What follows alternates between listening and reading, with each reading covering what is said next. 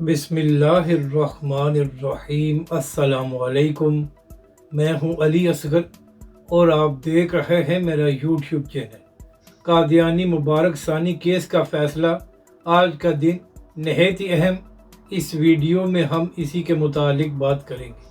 ناظرین اکرام، چند ماہ پہلے سپریم کورٹ نے ایک قادیانی مبارک ثانی کیس کا فیصلہ سنایا اور ناظرین اکرام، اس فیصلے سے یہ تاثر پیدا ہوا کہ اقلیتوں کے حقوق میں قادیانیوں کو ان کاموں کی اجازت دی گئی ہے جس پر پاکستان کے آئین نے پابندی لگائی ہوئی ہے۔ اور ناظرین کرام، یہی وجہ ہے کہ اس کے بعد تمام مسالک علماء کرام، تمام مذہبی جماعتوں اور یہاں تک مفتی منیب الرحمان صاحب اور مفتی تقی عثمانی صاحب نے بھی اس فیصلے کو متنازع قرار دیا اور سپریم کورٹ سے یہ مطالبہ کیا کہ اس فیصلے پر نظر ثانی کی جائے اور اس سے متنازع باتوں کو ختم کیا جائے۔ اس کے ساتھ ساتھ پنجاب حکومت نے بھی ریویو پٹیشن دائر کی اور تحریک لبیک پاکستان سمیت بہت سی مذہبی جماعتیں بھی اس میں فریق بنی۔ تو ناظرین کرام، چند ہفتے پہلے اس کیس کے فیصلے کو محفوظ کر لیا گیا تھا اور آج اس کیس کا فیصلہ سنایا جائے گا۔ تو ناظرین کرام، امید یہی ہے کہ سپریم کورٹ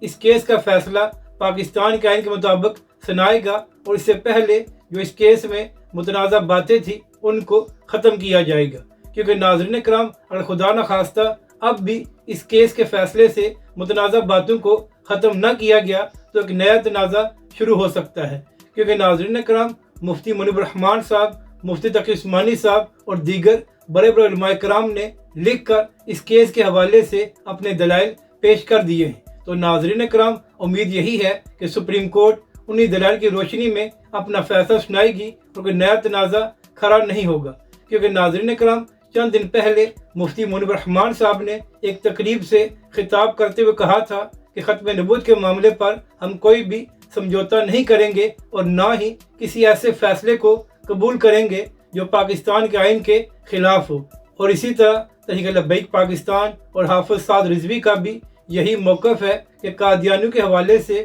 آئین پاکستان نے 50 سال پہلے فیصلہ سنا دیا تھا، تو لہٰذا کسی بھی متنازع فیصلے کو قبول نہیں کیا جائے گا۔ اور ناظرین کرام، امید یہی ہے کہ آج جو سپریم کورٹ فیصلہ سنائے گا وہ پاکستان کے آئین کے مطابق ہوگا اور جو مفتیان کرام نے اپنے دلائل پیش کیے ہیں انہی سے وہ فیصلہ سنایا جائے گا اور کوئی نیا تنازع کھڑا نہیں ہوگا، کیونکہ ناظرین کرام، اگر خدا نخواستہ ایک بار پھر متنازع فیصلہ سنایا گیا تو اس کے بعد ایک بڑی تحریک بھی شروع ہو سکتی ہے اور اس سے کسی کو بھی فائدہ نہیں ہوگا۔ تو امید یہی کرنی چاہیے کہ سپریم کورٹ آئین پاکستان کے تحت فیصلہ سنائے گا اور جو پاکستان کے آئین نے قادیانیوں پر پابندیاں لگائی ہوئی ہیں ان کو قائم رکھا جائے گا۔ اگر آپ کو یہ ویڈیو اچھی لگے تو اسے لائک اور شیئر ضرور کریں اور ہمارے اس چینل کو بھی سبسکرائب کریں۔